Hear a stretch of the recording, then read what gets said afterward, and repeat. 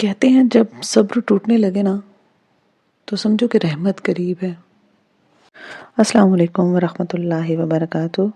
اس نے مسکرا کر جھکتے ہوئے اپنے والدین کی طرف دیکھا اور کہا، وعلیکم السلام، کب آیا میرا بیٹا؟ مجھے تو پتہ ہی نہیں چلا۔ ریحان صاحب نے مسکرا کر فاطمہ کو دیکھتے ہوئے کہا اور اپنے پاس بٹھا لیا۔ مسز ریحان بھی پاس بیٹھی اسے اداس مسکراہٹ سے دیکھ رہی تھی۔ جی بابا، بس ابھی آئی ہوں۔ آپ لوگوں کو شاید ڈسٹرب کر دیا۔ آپ بھی کہتے ہوں گے کہ ہمیں اتنے خوبصورت جگہ پر بھی سکون سے ایک دوسرے کے ساتھ وقت گزارنے نہیں دیتی یہ لڑکی۔ فاطمہ نے شرارتی سے انداز میں ہنستے ہوئے اپنا نقاب نیچے کرتے ہوئے کہا۔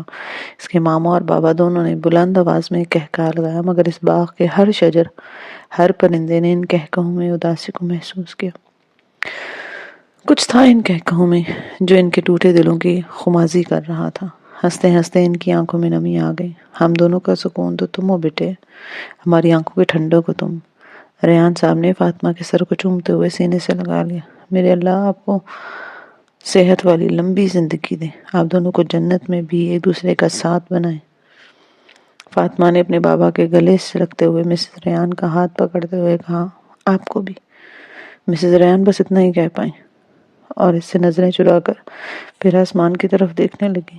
شاید وہ آنکھوں میں تیرتا درد اپنی بیٹی سے چھپانا چاہتی تھی، یا وہ شاید اس کی دی ہوئی زندگی کی دعا واپس اسی کو دے کر آسمان والے کی طرف سے قبولیت پانے کی منتظر تھی۔ بابا، ہاسپٹل جانے کا ٹائم ہو گیا، چلیں؟ فاطمہ نے بھرپور مسکراہٹ کے ساتھ اپنے والد سے الگ ہوتے ہوئے کہا۔ جی میری جان۔ آنکھوں میں نمی لیے وہ اس کا ہاتھ تھام کر اٹھ کھڑے ہوئے۔ وہ جائے نماز پر ایسے بیٹھی تھی جیسے کوئی زنجیروں میں جکڑا غلام دو زانو ہو کر بالکل بے بس ہو جاتا ہے۔ یہ تہجد کا وقت تھا۔ قرۃ العین اس نے ساری رات اس پہر کے انتظار میں کروٹیں بدلتے گزار دی تھی کہ جب اس کے رب نے آسمان دنیا پہ آنا تھا۔ یا اللہ، اے میرے خالق، اے میرے مالک، میں تیری کمزور بندی، تیرے در کی محتاج ہوں، جس کے پاس تیرے سوا کوئی سہارا نہیں ہے، جسے تیرے سوا کوئی سمجھتا نہیں ہے، جسے تیرے سوا کوئی تھامتا نہیں ہے۔ اے میرے خالق، میں تیری ادنا سی مخلوق، تیرے اتنے بڑی کائنات کے نظام میں میری اوقات ہی کیا ہے؟ سولر سسٹم کے ایک چھوٹے سے سیارے میں، چھوٹے سے بر اعظم کے ایک چھوٹے سے ملک کے ایک ایسے چھوٹے سے شہر کی ایک چھوٹی سی گلی میں بنے چھوٹے سے گھر کے چھوٹے سے کمرے میں بیٹھی تجھے پکارنے والی تیری ادنا اور حقیر سی بندی۔ اے وہ رب جو الودود ہے، اے وہ رب جو العلیم ہے، اے وہ رب جو اللطیف ہے، آپ سے میرا درد چھپا ہوا نہیں ہے۔ میں کس کے پاس جاؤں اللہ؟ آپ کے سوا کون ہے میری جو دوست سنے گا؟ آپ کے سوا کون ہے جو میری مشکل حل کر سکے؟ میں نے آپ کے سوا کسی کو نہیں پایا اللہ۔ اے میرے پروردگار، اس کی سسکتی آواز سے کمرے کی ہر چیز سے عاجزی جھکی جا رہی تھی۔ مجھے تھام لیں، مجھے بتا دیں، پلیز مجھے جواب دینا، مجھے سمجھا دیں۔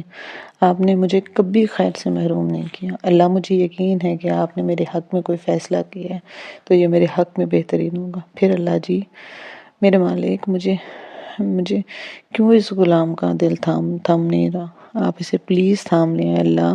روتے ہوئے اس کا جسم کانپ رہا تھا۔ وہ دونوں ہاتھوں میں چہرہ چھپائے سسک رہی تھی، بلک رہی تھی۔ اس نے تہجد کے نوافل کے بعد استخارہ کے 2 نفل پڑھے۔ اسے شہریار کے رشتے کے حوالے سے اللہ کی خیر طلب کرنی تھی۔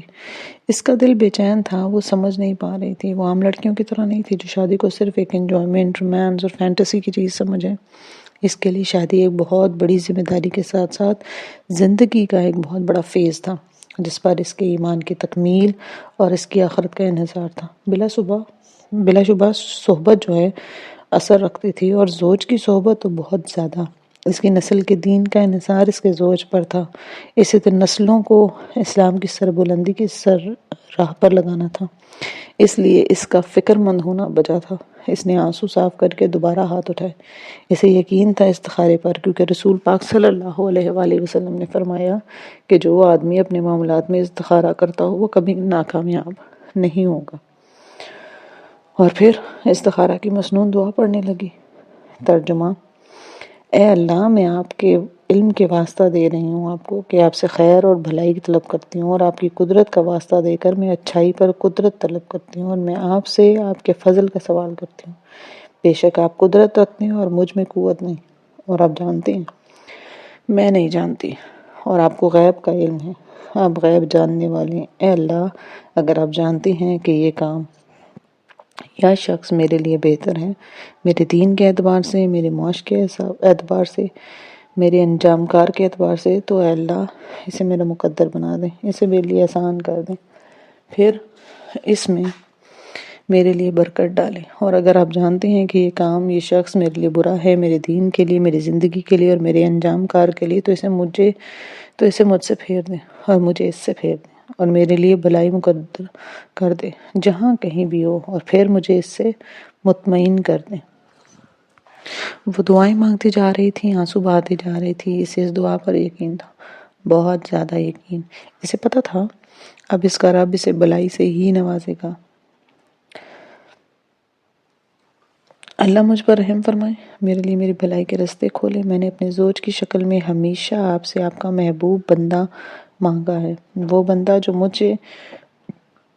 سے زیادہ آپ سے محبت کرتا ہو، جو آپ کو محبوب ہو، اور جو میرا ہاتھ پکڑ کر مجھے جنت کے راستے پر چلا اور میری ایمان کا، میری روح کا ساتھی ہو، وہ جس کی صحبت ہے مجھے آپ کی محبت میں شدت محسوس ہو، اور جو میری آنکھوں کے ٹھنڈک ہو۔ یا اللہ، آپ جانتے ہیں میں نے ہمیشہ آپ سے یہی مانگا ہے، میں اس شخص کو نہیں جانتی، آپ جانتے ہیں، پلیز مجھ پر رحم فرمائیں، میں محتاج ہوں اس خیر کی جو آپ میری طرف نازل فرمائیں گے۔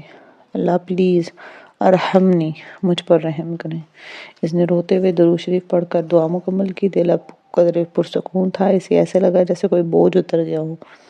سوجی آنکھوں کے ساتھ اٹھ کر اس نے اپنے کمرے کی لائٹ آن کی اور قرآن اٹھا کر پڑھنے کے لیے جائے نماز پر بیٹھی۔ یہ اس کا معمول تھا اور وہ فجر کی اذانیں ہونے تک تلاوت کرتی۔ اس نے اپنا کل کا چھوڑا ہوا سبق کھول کر آگے پڑھا، جیسے ہی صفحہ کھلا تو اس کے سامنے موجود آیت پڑھ کر وہ وہیں رک گئی۔ دھڑکن تیز ہو گئی اور وہ آنسو جو چند لمحے پہلے رکے تھے پھر کسی سیلاب کی طرح رواں ہوئے۔ ترجمہ: جو شخص اپنے نیک عمل کرے، خواہ مرد ہو یا عورت، لیکن مومن ہو، تو ہم اسے یقیناً نہایت پاکیزہ زندگی عطا فرمائیں گے اور ان کے ہم نیک اعمال کا بدلہ بھی ضرور انہیں دیں گے۔ سورہ نحل آیا 97۔ او میرے پیارے اللہ، اس کے منہ سے بے اختیار نکلا۔ وہ قرآن سینے سے لگائے سسکیاں لے کر رو رہی تھی، اسے سمجھ نہیں آ رہے تھے کہ کیا کرے۔ عرش والے نے آج پھر ہمیشہ کی طرح اسے تھام لیا تھا، اس کی پکار کا جواب دیا تھا۔ وہ انہی سوجی ہوئی گیلی سرخ آنکھوں کے ساتھ بار بار اس آیت کو دیکھتی جا رہی تھی، اس پر پیار سے ہاتھ پھیرتی اور پھر روتی جاتی۔ اس کے بعد اس نے کئی صفحے پلٹ دیے۔ آگے سورہ نور کھلی، اس کی فیورٹ سورہ۔ آیت کا آدھا حصہ ہائی لائٹ تھا جس پر اس کی نگاہ جا کر ٹک گئی، اور پاک عورتیں پاک مردوں کے لیے اور پاک مرد پاک عورتوں کے لیے۔ سورہ نور آیا 26۔ اللہ، میں نے آپ کے لیے خود کو پاکیزہ رکھنے کی کوشش کی ہے، اپنی عزت کی حفاظت کی۔ یونیورسٹی کے ماحول میں آپ جانتے ہیں نا کتنا مشکل تھا اپنی نگاہوں کی حفاظت کرنا۔ اس بے حیائی کے ماحول میں خود کو صرف آپ کی خاطر پردے میں لپیٹ کر رکھنا، مجھے یقین ہے آپ مجھے مایوس نہیں کریں گے۔ اس نے کانپتے ہوئے سرگوشی کو گویا اس کا رب اس کے سامنے محبت سے اسے دیکھ رہا۔ کانپتے ہاتھوں سے مزید آگے صفحات پلٹے، اور غالب نہایت رحم والے پر بھروسہ رکھو جو تمہیں دیکھتا ہے جب تم تہجد کے لیے کھڑے ہوتے ہو، اور سجدہ کرنے والوں میں تمہارے پھرنے کو بھی۔ یقیناً وہی سب کچھ سننے والا اور وہی سب کچھ جاننے والا ہے۔ سورہ شورى آیا 217 to 220۔ وہ ہمیشہ کی طرح شوق تھی مگر قدرے پرسکون، آنسو سکون سے بہہ تو رہے تھے مگر دل ٹھہر چکا تھا۔ وہ جواب پا چکی تھی، اس کے لیے اس کے رب نے پاکیزہ زندگی اور پاکیزہ انسان کا انتخاب کیا تھا۔ اسے تو بس توکل کرنا تھا اپنے رب پر۔ بے شک اسے سننے والے کی طرف سے اس کی دعا سن لی گئی تھی۔ وہ نم آنکھوں سے مسکراتے ہوئے سجدہ شکر میں گر گئی۔ بے شک اللہ کی طرف سے یوں جواب ملنا اس پر بہت بڑا انعام تھا۔ وہ ہاسپٹل بیڈ پر لیٹی اپنی ماں کو پیار سے دیکھ رہی تھی جو اس کے ساتھ بیٹھی اسے دباتے دباتے اس کے بازو پر سر رکھ کر سو گئی تھی۔ فاطمہ کے دوسرے بازو پر ڈرپ لگی ہوئی تھی۔ اس کے بابا اس کے لیے کینٹین سے فریش جوس لینے گئے ہوئے تھے۔ یک اس نے مسز ریحان سے نگاہیں پھیر کر ہاسپٹل کی روم کی چھت پر گاڑ دی۔ شکر گزاری کے آنسو چہرے کے دونوں اطراف سے چھلکتے ہوئے اس کے کانوں تک چلے گئے۔ وہ دل ہی دل میں اللہ کے شکر کے ساتھ ساتھ قرۃ العین کے لیے دعائیں کرنے لگی۔ 6 ماہ پرانی یادوں کے مناظر اس کے ذہن کے پردوں میں چھانے لگے۔ رسول پاک صلی اللہ علیہ وآلہ وسلم نے فرمایا، 2 کلمے رحمان کے ہاں بہت پسندیدہ ہیں جو زبان میں بھی ہلکے ہیں لیکن میزان میں بہت بھاری ہیں، اور وہ یہ ہیں، سبحان اللہ و بحمدہ، سبحان اللہ العظیم۔ صحیح بخاری 7563۔ اس کا موبائل کافی دیر سے بج رہا تھا۔ موبائل ٹون پر لگی اس حدیث کی نشید کی آواز پورے کمرے میں گونج رہی تھی۔ قرۃ العین ہاتھ دھوتے ہوئے کچن سے بھاگتے ہوئے تسبیح پڑھتے ہوئے آئی اور بیڈ پر پڑا موبائل اٹھایا۔ السلام علیکم ورحمۃ اللہ، یہ فاطمہ کا فون تھا۔ وعلیکم السلام، کیسی ہو؟ الحمدللہ میں ٹھیک ہوں، تمہاری طبیعت کیسی ہے؟ آواز بہت بھاری لگ رہی ہے۔ ہاں بس قرۃ، میں تم سے ملنا چاہتی ہوں۔ ابھی؟ ہاں ابھی، ہاں میں گھر ہوں، آ جاؤ۔ اوکے۔ سلام کرتے ہوئے فاطمہ نے موبائل بند کر دیا۔ قرۃ سوچو میں گم تھی، اللہ خیر رکھنا۔ موبائل رکھ کر وہ کچن کی طرف چلی گئی۔ 2 گھنٹے بعد فاطمہ قرۃ العین کے ساتھ اس کے سامنے کمرے میں موجود تھی۔ یہ دوپہر 4 بجے کا وقت تھا۔ قرۃ العین کی والدہ قیلولہ یعنی دوپہر کا آرام کر رہی تھیں، اس لیے انہیں فاطمہ کی آمد کی خبر نہیں تھی۔ خلاف معمول اس نے آج فاطمہ کو مکمل کور، عبایا اور نقاب میں پایا تھا۔ قرۃ العین کو بہت خوشی ہوئی تھی۔ اس کا اظہار وہ بار بار فاطمہ کو گلے لگا کر رہی تھی۔ مجھے یقین نہیں آ رہا فاطمہ، میری دوست جنت کی راہوں میں اتنا تیزی سے آگے نکلنے لگی ہے، ماشاءاللہ ماشاءاللہ، اللہ تمہیں بہت استقامت دے۔ اس نے پھر سے پرجوش ہو کر فاطمہ کو گلے سے لگاتے ہوئے کہا۔ قرۃ، کیا دین پر چلنا، اس جنت کی راہ پر چلنا کوئی جرم ہے کہ اپنے ہی دشمن بن جائیں؟ فاطمہ نے آنکھوں میں نمی لیے پھیکی سی مسکراہٹ سے اس سے جدا ہوئے بغیر پوچھا۔ نہیں فاطمہ، ایسا تو بالکل نہیں ہے، مجھے پوری بات بتاؤ، آخر کیا ہوا ہے؟ اس نے حیرت اور پریشانی کے ملے جلے اثرات سے اس سے جدا ہوتے ہوئے پوچھا۔ قرۃ، میرا دل بہت تنگ ہونے لگا ہے، میرے اپنے ہی گھر والے مجھ سے نفرت کرنے لگے۔ کیوں؟ اس پردے کو ہمارا معاشرہ اتنا برا سمجھتا ہے۔ کیا یہ حکم اللہ کی طرف سے قرآن میں نہیں تھا؟ وہ کہتے کہتے رونے لگی اور قرۃ نے پھر سے آگے بڑھ کر اس کو گلے سے لگا لیا۔ ماما حیدر کے لیے لڑکی دیکھنے جا رہی تھی۔ میں اکلوتی بہن ہوں اور مجھے بلوائے بغیر ہی اس کی بات پکی کر رہے۔ تمہیں کیوں نہیں لے کر گئے؟ میرے پردے کی وجہ سے۔ کیا مطلب؟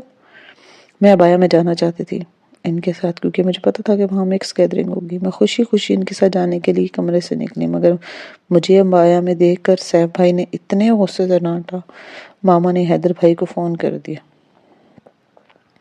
بھائی نے بھی اتنے غصے سے کہا کہ اسے مت لے جائیں، ورنہ اس کی وجہ سے بنی بنائی بات جو ہے وہ خراب ہو جائے گی۔ قرۃ العین، کیا میں منحوس ہوں؟ وہ سسکیاں لے کر رو رہی تھی۔ قرۃ العین خاموشی سے سن رہی تھی۔ وہ جانتی تھی کہ فاطمہ اپنے اندر کی بھڑاس اس پہ نکالنا چاہتی ہے، اس لیے وہ اسے بولنے کا موقع دے رہی تھی۔ ماما نے جاتے ہوئے مجھے غصے سے روم میں دھکا دیا اور دروازے کو باہر سے لاک کر دیا۔ میں ساری رات روتی رہی قرۃ، کچھ کھائے پیے بغیر۔ وہ سب سرونٹس کو منع کر کے گئیں کہ کوئی اس منحوس کو کمرے کا دروازہ نہیں کھول کے دے گا اور نہ ہی کھانا دے گا۔ کوئی بھی نہیں آیا قرۃ، کوئی بھی نہیں۔ کل کی رات میں بھی کبھی نہیں بھول سکتی۔ اس نے شدت سے روتے ہوئے اپنے چہرے کو دونوں ہاتھوں میں چھپا لیا۔ فاطمہ، ایسے مت رو، کیا تم نے اللہ سے جواب مانگا؟ اس نے ایسے ہی چہرہ دونوں ہاتھوں میں چھپائے نفی میں سر ہلا۔ وہ تو وقت تھا نا اس کے پاس جانے کا، قرۃ العین نے اداسی سے کہا۔ کیا وہ نہیں جانتے قرۃ میں کس کرب سے گزری ہوں؟ میں تو ان کے حکم پر عمل کرنے کی کوشش کر رہی تھی، پھر کیوں یہ سب کچھ ہو رہا ہے؟ انہیں تو میرے لیے رستے آسان کرنے چاہیے۔ اس نے چہرے سے ہاتھوں کو پیچھے کر کے معصومانہ انداز میں پوچھا جیسے وہ بہت ٹوٹ چکی ہو۔ فاطمہ، یہ تو اس رستے کی سنت ہے نا، اس پہ جو بھی چلتا ہے اسے بہت کچھ سہنا پڑتا ہے۔ یہ جنت اتنی سستی تھوڑی ہے، اندر باہر ہر طرف سے مخالفتوں کا سامنا کرنا پڑتا ہے۔ دیکھو نا، ہم پر تو ایسی ہی کوئی سخت آزمائش بھی نہیں آئی جیسے صحابہ کرام رضی اللہ تعالیٰ عنہ پہ آئی تھی۔ تم نے حضرت بلال کا پڑھا ہے نا، کیسے انہیں تپتے صحرا میں لٹا دیا گیا تھا اور ان کے سینے پر پتھر رکھ دیا گیا تھا، کوئلوں پہ لٹایا جاتا تھا، چربی گھل تک جاتی تھی ان کی، صرف توحید پر ایمان لانے کی وجہ سے۔ مگر پھر بھی وہ احد احد کہتے رہتے تھے، وہ تو ایسے روئے نہیں تھے، وہ تو ایسے نہیں پوچھتے تھے کہ جنت کی راہوں میں چلنا جرم ہے، جو مجھے اتنی بڑی بڑی سزائیں مل رہی ہیں۔ مگر قرات، وہ تو صحابہ تھے نا، میں تو ایک عام سی بندی ہوں، کمزور سی، میں کیسے برداشت کر سکتی ہوں مخالفت؟ فاطمہ، اللہ تعالیٰ فرماتے ہیں کہ کیا لوگوں نے یہ گمان کر رکھا ہے کہ ان کے صرف اس دعوے پہ کہ ہم ایمان لائے ہیں ہم انہیں آزمانا ہی چھوڑ دیں گے؟ یہ اللہ کہہ رہے ہیں فاطمہ، جن سے زیادہ سچی بات کسی کی ہو ہی نہیں سکتی۔ اگر ہم نے ارادہ کیا ہے کہ اس کی جنت پانے کا، اس رب کی رضا کو پانے کا، تو ایسے کیسے ہو سکتا ہے کہ وہ ہمیں ہمارے رستوں میں پھول بچھائیں، محبتیں نچھاور کریں؟ ہاں، ایک ایسا وقت ضرور آتا ہے جب یہ سب ہوتا ہے، مگر پہلے مکہ کی مشکلیں برداشت کرنی پڑتی ہیں، دکھ سہنے پڑتے ہیں۔ اللہ کو ہاں، ہم نے جو بھی دعویٰ کیا ہے اس میں ہم سچے ہیں یا نہیں ہیں، اور ہم اس پر پورے اترنے کی کوشش کرتے ہیں۔ اور جب ہم مضبوطی سے رسی کو پکڑ لیتے ہیں یا اس راستے پر ڈٹ جاتے ہیں، حتیٰ کہ گواہی دینے لگتے ہیں اس کی توحید کی، تو پھر دور آتا ہے ہجرت مدینہ کا، جب نفرتوں کے بجائے محبتیں ملتی ہیں۔ پھر یہی لوگ جو راہوں میں رکاوٹیں بچھا رہے ہیں نا، یہ ساتھی بن جاتے ہیں، دین میں ساتھ چلنے والے ساتھی۔ سنو، تم بازار سے عقیر سا جوتا خریدتے وقت اس کو الٹا پلٹا کر دیکھتی ہو نا، اس کا سول چیک کرتی ہو، اور اسی سے تمہیں اندازہ ہوتا ہے کہ یہ کتنا پائیدار ہے، کتنا عرصہ چلے گا۔ تو کیا تمہارا رب نہیں چیک کرے گا؟ تم اس کے لیے کس حد تک جا سکتی ہو؟ تم میں اس کی رضا پانے کی تڑپ کتنی ہے؟ کیا تم اس کی خاطر سب کچھ برداشت کر جاؤ گی؟ یعنی صبر۔ اس نے نم آنکھوں سے پوچھا جیسے اسے جواب مل گیا ہو۔ ہاں، صبر، یہی تو مطلوب ہے۔ یہ رونا اداس ہونا فطری ہے، مگر اللہ کی رضا میں راضی رہنا، کھلے دل سے اس کے ہر فیصلے کو قبول کرنا، دراصل یہی آزمائش ہے۔ اور ہم نے تم میں سے ہر ایک کو دوسرے کی آزمائش کا ذریعہ بنا دیا ہے۔ کیا تم صبر کرو گے؟ تمہارا رب سب کچھ دیکھنے والا ہے۔ سوال یہ ہے اللہ کا کہ کیا تم صبر کرو گی؟ فاطمہ نے یک اس بات میں سر ہلایا۔ قرۃ العین نے اپنی بات جاری رکھتے ہوئے کہا، اس رب نے کہا ہے کہ وہ دیکھ رہا ہے، وہ سب کچھ دیکھ رہا ہے، کون تمہاری مخالفت کر رہا ہے، کیوں کر رہا ہے، کتنی کر رہا ہے، اور جواب میں تم کیا کر رہی ہو۔ تم بس اپنا دیکھتی جاؤ، ٹھیک ہے، کہ وہ تم سے کیا چاہ رہے ہیں فاطمہ۔ وہ تو بس یہ دیکھتا ہے کہ آزمائش کے ان لمحوں میں تم کس درجے کا صبر کرتی ہو۔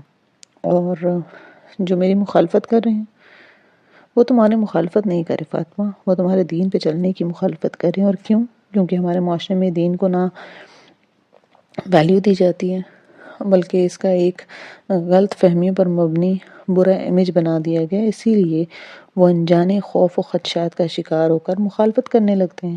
جو بھی ہے، مگر وہ تو مسلمان ہے نا۔ ہاں بالکل، وہ مسلمان ہیں، مگر وہ لا علم ہے فاطمہ۔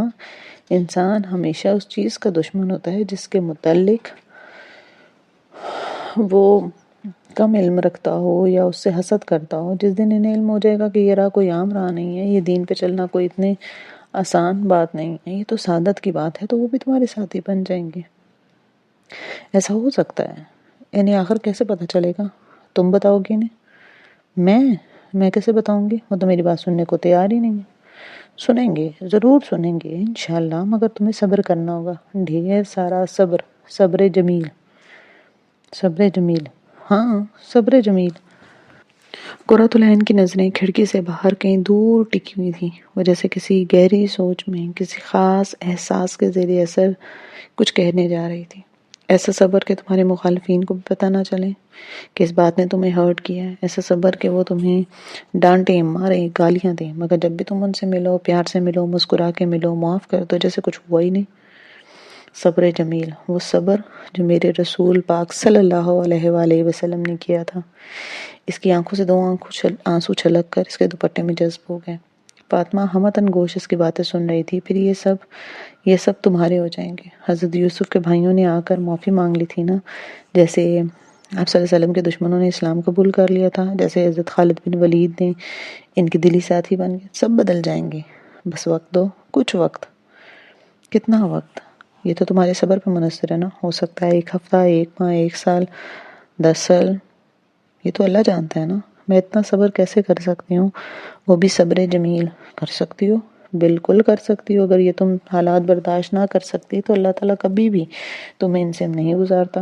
کیا تم نے وہ آیت نہیں پڑھی کہ اللہ کسی نفس پر اس کی وسعت سے زیادہ بوجھ نہیں ڈالتے؟ فاطمہ نے سر ہاں میں ہلایا. تو سنو، تم اس کی برائی کے جواب میں اچھائی کرتی جاؤ اور یقین رکھو کہ وہ وقت آئے گا انشاءاللہ جب یہ سب تمہارے دین میں تمہارے دین کے ساتھی ہوں گے، ایمان کے ساتھی اور بالآخر جنت کے ساتھی. اللہ فرماتے ہیں نا، اچھائی اور برائی برابر نہیں ہوتی. برائی کو بھلائی سے دور کر دو، پھر وہی جس کے اور تمہارے درمیان دشمنی ہے ایسا ہو جائے گا جیسے دلی دوست. اور یہ بات انہی کو نصیب ہوتی ہے جو صبر کرتے ہیں، اور اسے سوائے بڑے خوش نصیب لوگوں کے کوئی نہیں پا سکتا. سورہ حامیم سجدہ آیت 34-35. تم صبر کی انتہا کر دینا، وہ کرم کی انتہا کر دے گا. ان اللہ مع الصابرین، بے شک اللہ صبر کرنے والوں کے ساتھ ہے. اتنے میں عصر کی آواز، اذان کی آواز آنے لگی. چلو اور مل کر نماز پڑھتے ہیں. قرۃ اللہ نے فاطمہ کا ہاتھ پکڑتے ہوئے کہا. اس کی باتوں نے فاطمہ کے دل میں گویا ایک نئی روح پھونک دی تھی. اس کا سارا غم اب اس کی موٹیویشن میں بدل چکا تھا. اسے کرنا تھا اب صبر جمیل. کیا ہوا بیٹا؟ جی، اس نے ہڑبڑاتے ہوئے پوچھا. فاطمہ تم رو رہی ہو یا مسکرا رہی ہو؟ مسز ریان نے پریشانی کی عالم میں اسے دیکھتے ہوئے پوچھا. اوہ الحمدللہ. اس نے اپنے ہاتھوں سے آنسو صاف کرتے ہوئے بھرپور طریقے سے مسکرا کر ادھر ادھر نگاہ دوڑائی. اسے یاد آیا کہ وہ تو ہاسپٹل کے بیڈ پر لیٹی تھی. اگر آپ کو ویڈیو پسند آئی ہو تو ویڈیو کو لائک کریں، کامنٹ کریں اور چینل کو سبسکرائب کریں.